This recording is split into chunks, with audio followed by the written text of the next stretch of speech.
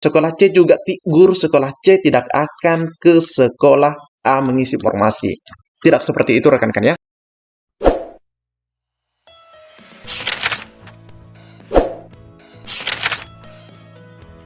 Bismillahirrahmanirrahim. Assalamualaikum warahmatullahi wabarakatuh. Di video kali ini admin ingin kembali berbagi informasi atau 3 info terbaru rekan-rekan ya. Jadi di sini ada 3 info terbaru resmi dari Mendikbud. Ya, di mana yang pertama mengenai mekanisme pengisian formasi, terus jadwal penempatan prioritas 1, dan yang ketiga jadwal seleksi prioritas 2 dan 3 dan peserta umum. Nah, untuk prioritas 2 dan 3 itu tidak dites dengan catatan seperti di peserta umum ini rekan-rekan ya. Ini yang perlu kita tekankan. Mereka itu cukup observasi. Jadi silahkan disimak saja videonya hingga akhir. Jangan di skip agar tidak salah dalam memahami informasi yang admin bagikan. Dan terkhusus buat rekan-rekan yang baru saja menemukan channel ini, silahkan tekan tombol subscribe. Jangan lupa aktifkan lonceng notifikasinya agar rekan-rekan tidak ketinggalan dengan info-info terupdate setiap harinya dari channel ini.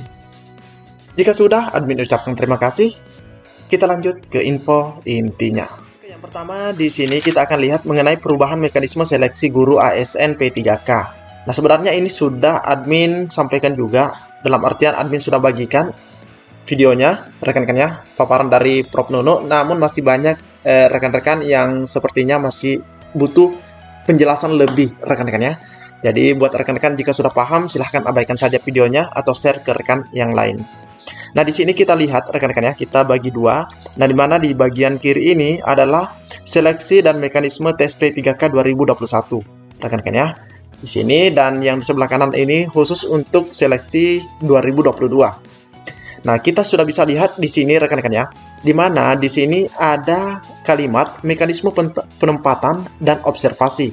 Nah, pastinya ini berlaku untuk prioritas 1, prioritas 2 dan 3. Nah, untuk pelamar umum itu belum masuk di sini. Karena di sini observasi itu berlaku untuk prioritas 2 dan 3. Nah, di sini kita bisa lihat dijelaskan bahwa besar sama dengan 3 tahun honor negeri. Nah, ini prioritas ketiga. Nah, di sini prioritas ketiga rekan-rekan ya. Karena untuk rekan-rekan yang mengabdi di sekolah negeri atau honor negeri, jika sudah 3 tahun di dapodiknya, maka mereka itu masuk dalam kategori prioritas 3 dan mereka itu tidak dites, melainkan ada penilaian kesesuaian. Nah, di sini juga kita bisa lihat rekan-rekan ya. Nah, di sini formasi dibuka berdasarkan kompetensi individu yang berada di sekolahnya. Berdasarkan rekan-rekan, jadi dasarnya yaitu mengenai kompetensi individu yang berada di sekolahnya. Nah, di sini kita bisa lihat ada gambaran ada 2 sekolah dan di sini di 2 sekolah ini formasi juga ada 3 rekan-rekan ya. Formasi ada 3, di sekolah ini cuma ada 1, formasi di sekolah ini cuma ada 2, dan pelamarnya pun cuma ada 3. Formasinya 3, sekolahnya 2, dan pelamarnya juga ada 3. Nah, di sini jelas rekan-rekan ya, tidak ada perebutan seperti itu. Nah, ini masuk dalam kategori penempatan. Ini masuk dalam kategori penempatan. Nah, di sini kita bisa lihat kembali bahwa Pemda membuka formasi berdasarkan kompetensi baik PG maupun observasi. Rekan-rekan ya, baik PG maupun observasi ini masuk dalam kategori prioritas 1, 2, dan 3. Formasi melekat pada guru di sekolahnya. Formasi melekat pada guru di sekolahnya, rekan-rekan ya. Nah, jadi ini masuk juga untuk prioritas 1, 2, dan 3. Terus di nomor 3 diikuti oleh guru yang saat ini. Nah, ini jelas rekan-rekan kata kuncinya, saat ini aktif di dapodik. Saat ini aktif di dapodik. Terus di nomor 4 tidak terjadi mutasi, rotasi atau pergeseran. Nah, tidak ada istilah pergeseran, tidak ada yang tergeser rekan-rekan ya. Nah, tidak ada yang tergeser. Terus kompetensi mempertimbangkan dimensi kompetensi profesional, pedagogik, sosial, dan kepribadian. Pastinya ini untuk yang prioritas 2 dan prioritas ketiga.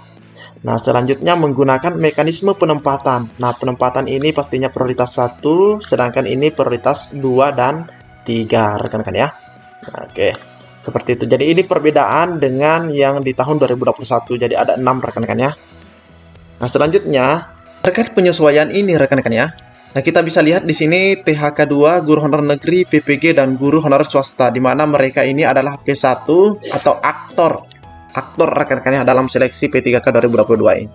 Nah, di sini banyak sekali rekan-rekan kita yang masih keliru mengatakan bahwa guru dari sekolah B dan sekolah C ini akan, nah rekan-rekannya dari sekolah B dan C ini akan pindah ke sekolah A untuk mengisi formasi. Nah, itu salah rekan-rekannya, ini salah. Tidak seperti itu sebenarnya. Sekolah C juga, guru sekolah C tidak akan ke sekolah A mengisi formasi. Tidak seperti itu rekan-rekan ya. Jadi ini ada kesalahan. Oke, kita hapus dulu. Tidak seperti ini alurnya rekan-rekan ya. Nah, di sini kita bisa lihat penjelasannya. Kondisi pada instansi yang sama. Nah, sebut saja di sini adalah Kabupaten Makmur. Nah, lingkupnya anggaplah di sini SMP rekan-rekan ya. Di sekolah A, nah jelas ya, memiliki 2 formasi yang tidak terisi. Yang tidak terisi di 2021. Dan 2 guru di sekolah A tidak lulus. Nah, ini 2 guru di sini tidak lulus rekan-rekan ya. Di poin kedua, terdapat 2 guru yang lulus passing grade namun induk di sekolah B dan C kekurangan guru. Dalam artian tidak ada formasi yang dibuka di sekolah ini. Nah, tidak ada formasi. Jadi kasusnya di sini adalah di sekolah B dan C itu tidak dibuka formasi di tahun 2022 ini. Sedangkan di sekolah A ada sisa formasi dari tahun 2021. Nah, di sini ada tanda panah. Ini kita bisa lihat tanda panahnya rekan-rekannya. Nah, di sini ada ujung tanda panah dan di sini tidak ada. Ini rekan-rekannya kita bisa lihat ini ada tanda panah kecil. Nah, ini juga. Sedangkan di sini kan tidak ada. Terus di sini diberikan penjelasan perubahan formasi. Artinya, formasi yang di sekolah A inilah yang akan dibawa ke sekolah B. Begitu pula formasi kedua ini dibawa ke sekolah C. Dengan catatan di sini perubahan formasi. Jadi formasinya yang dibawa rekan-rekannya, formasinya yang di sekolah A ini dibawa ke sekolah B, rekan-rekannya, ke sekolah B.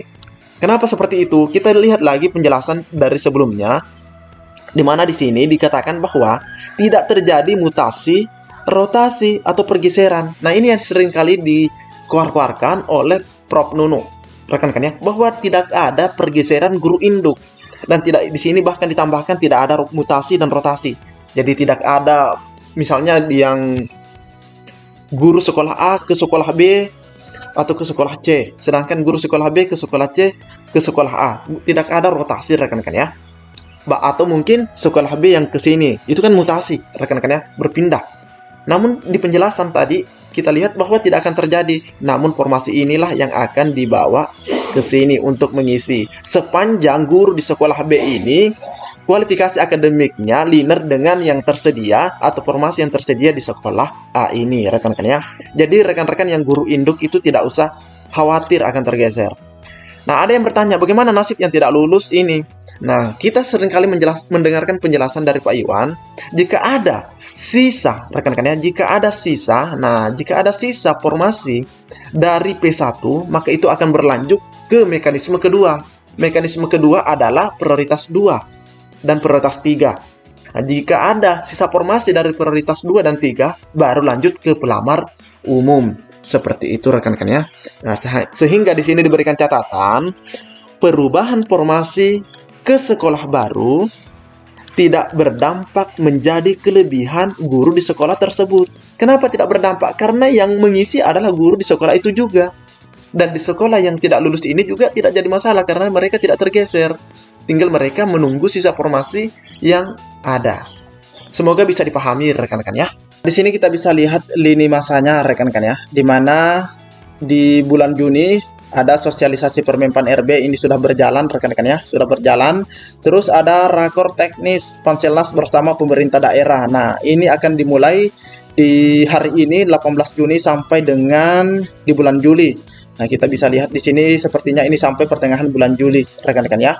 Jadi ini yang akan dilakukan untuk pertengahan bulan Juni mulai hari ini sampai dengan di bulan Juli. Terus dari pertengahan bulan Juli, nah di sini dari pertengahan bulan Juli sampai dengan bulan Agustus, kita lihat di sini sampai bulan Agustus itu adalah pengangkatan 193.954 guru lulus passing grade. Jadi rekan-rekan yang prioritas 1, itu akan diangkat. Lagi rekan-rekan ya, ingat, akan diangkat pada rentang waktu bulan Juli pertengahannya sampai dengan bulan Agustus. Jadi bisa dikatakan ini waktunya kurang lebih 45 hari. Kurang lebih seperti itu rekan-rekan ya. 1 bulan lebih. Nah, selanjutnya untuk yang prioritas 2, dengar rekan-rekan ya, prioritas 2 dan prioritas 3 serta pelamar umum ya, mereka itu nanti akan direkrut. Nah, akan direkrut mulai dari bulan September, Oktober, November, dan Desember dalam rentang waktu 4 bulan rekan-rekan ya, itu sudah selesai semua. Yang jelasnya dimulai dulu dari prioritas 2. Nanti setelah prioritas 2 sudah terpenuhi dan ada sisa formasi, baru lanjut ke prioritas 3. Setelah itu baru lanjut lagi ke yang pelamar umum, rekan-rekan ya, yang dimulai dari bulan September, Oktober, November, dan terakhir Desember. Itu sudah selesai. Seperti itu rekan-rekan ya. Jadi pelaksanaan rekrutmen 2022 itu ada di September, Oktober, November, dan Desember. Sedangkan yang sudah PG, nah ini khusus yang sudah PG itu di pertengahan bulan Juli sampai dengan Agustus. Nah, kembali ada rekan-rekan yang bertanya. Katanya ada kabar baik di 18 Juni. Nah, ini dia rekan-rekannya. Nah, kembali admin ingatkan ini 18 Juni sampai 21 Juni itu ada di Semarang. Jadwal rakornya rekan-rekan, rapat koordinasinya. Nah, ya, dimana di sini yang hadir dari Jawa Tengah, Daerah Istimewa Yogyakarta, dan Kalimantan. Jadi ini rentang waktunya 18 sampai 21 Juni. Nanti disusul lagi 23 Juni sampai 26 Juni di Jakarta. Ini daerah-daerahnya sampai terakhir nanti 12 Juli sampai 15 Juli di Surabaya. Nah, di sini rekan-rekannya jadi sampai 15 Juli, pertengahan bulan 7. Terakhir rekan-rekannya, nah di sini kita bisa lihat pertengahan bulan 7. Rekan-rekannya akan selesai rapat koordinasinya. Jadi setelah rapat koordinasi sudah selesai, maka 193.954 guru ini pun akan diangkat. Seperti itu rekan-rekan ya. Nah, selanjutnya di sini ada kabar baik yang admin juga ingin bagikan dari pemerintah Kabupaten Garut, di mana di sini dari Sekretaris Daerah atau Sekda Garut mengatakan, kami optimis ribuan guru honorer yang diajukan menjadi P3K akan lolos. Amin rekan-rekan ya. Karena jumlah yang diajukan itu adalah 3.330 orang rekan-rekan ya. Pemerintah Kabupaten Garut ingin para guru honorer dapat menjadi P3K sehingga masih bisa terus mengajar. Alhamdulillah rekan-rekan ya. Jadi ini adalah kabar baik yang dapat admin bagikan buat rekan-rekan semua. Lebih dan kurangnya admin mohon maaf. Assalamualaikum warahmatullahi wabarakatuh.